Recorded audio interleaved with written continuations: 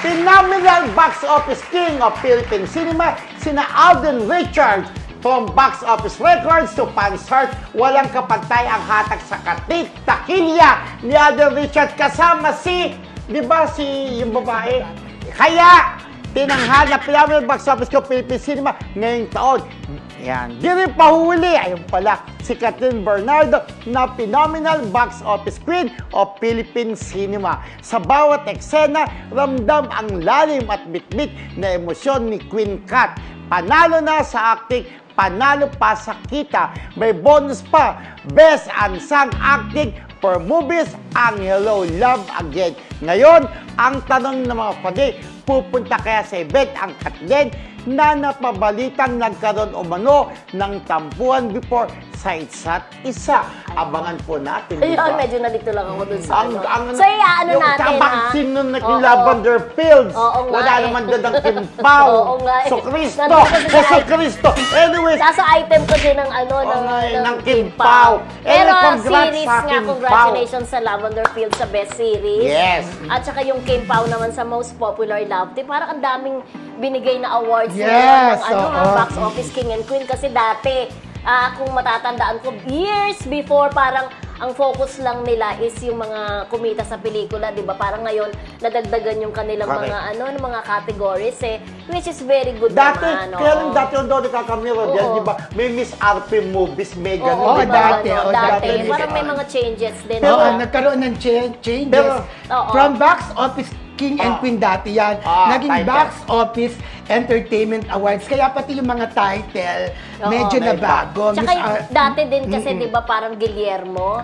Parang Guillermo. Meron pa rin naman, box office, under Guillermo Scholarship Foundation pa rin naman siya. Pero ang bonggang team po, talagang panahon nila, di ba, sunod-sunod ang mga nila, awards and topic. Talagang mainit ang love team nila. Kaya nga sa kainitan ng kanilang love team, ayan, meron silang bagong serye, alam natin na nakatanggap. Yung Alibay. Alam natin na, of course, sa Star Awards, which is, di ba, yung parehong producer din naman ng yung Star Awards, di ba? Ang producer din ng box office King and Queen. Sa atin, nanalo din ng Kim Pao, di ba? At sa kanila, na isang malaki rin din, 53 years na sila, di ba, Rodel? Yesterday. 53rd dyan na isang malaking award para sa Kim Pao at saka sa Kat din. Pero congratulations. At pupunta po kami, ha? At ang tanong nga, darating kaya yung dalawa? Dahil nga, di ba sabi darating kaya ang Kim Pao? Hindi, ang Kim Pao sana dumating. Sana dumating talaga. Sana dumating. Siyempre, isang award yun ng malupit.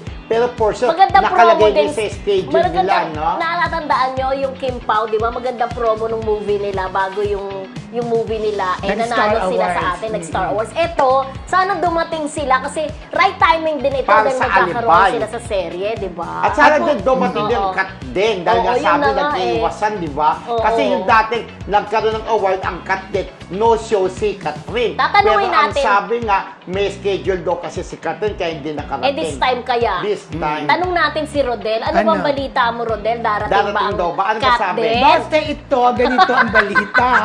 Maraming mga artista na pupunta dyan. Marami rin ang June 28 sa RCBC. Grabe. At ang balita ko, meron din hindi yata umuoo.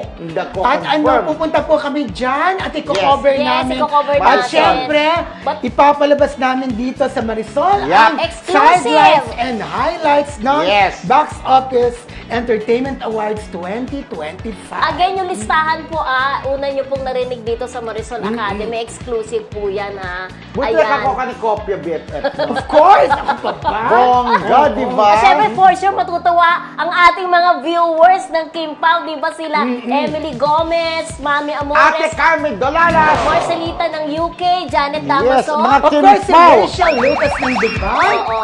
Rachel Gespo, di ba? May Si Plantig. Ate Lina Moreno, mga Kim Pao, tontuwa MC yan. Jegli. Yes! Mami Amores, Marcelita ng UK, Ate Cecil Tili, Ate Norman Meliso, MJ Plantig, Lorna, Anselmo, Rachel Lucas, Evo Bautista, Tapet, Roque Marina, Damaso. Corazon, Rose, si Sweet Rose Ancheta, Jaime Libadiso, Crystal. Ate Teresita, Bravin, Babae. Ate Lolit, Ignacio Cristal, Ate Network, Janet Damaso, Friendship, ayan, tolpa kay MJ Plantig, ayan, tolpa O si Tita kayo, Caro, panalo. get well soon si Tita May Caro sakit. Sausa. medyo ano po siya na aksidente yung tuhod niya. Kaya Tita Carol. Magaling po, Ate Carmen. Maglakad. Tita Carol. Tita Carol, Ate Carmen. Carmen. Pagaling din po. Si Ate Carmen. Ate Carmen Galala, si Ate Evelyn Chu. Talagang praying for your surgery talaga na sana makarecover talaga ng mabilis. Rachel Jestro, hello. Grace Dueñas, hello. Magdarasal ka namin, Tita Carol. And syempre, si Ate Carmen Dolala. At si Rachel Lucas. Rachel Lucas, friendship kanina, nag-good morning agad. Good morning. Good morning. Ate Marcelita ng UK, hello. Pupunta kami sa Sunday doon. Sa Sunday, Marcelita, umuwi ka na ng Pinas, Marcelita ng UK. Pumunta ka na dito, Mercy. Ayaw banggitin ng pangalan, apelyido. Mercy.